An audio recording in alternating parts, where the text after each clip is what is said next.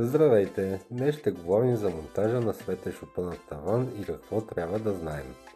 Много е важно, след като профил е монтиран, да запечатате всички дупки и процепи. Това се прави, за да не влизат мухи, прах и други неща в тавана. Ние използваме алуминиева лента, лепим я директно над профила и така затваряме напълно всички места, откъдето може да проникне нещо. Следващата стъпка е работа с диодната лента. Размеряваме, разчертаваме така, че лентите да са на еднакво разстояние една от друга.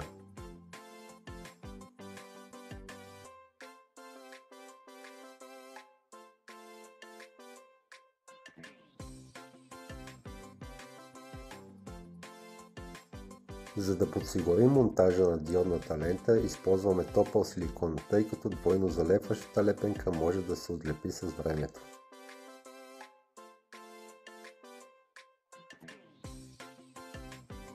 След това монтираме самото платно, като започваме с вкарването на малки участъци.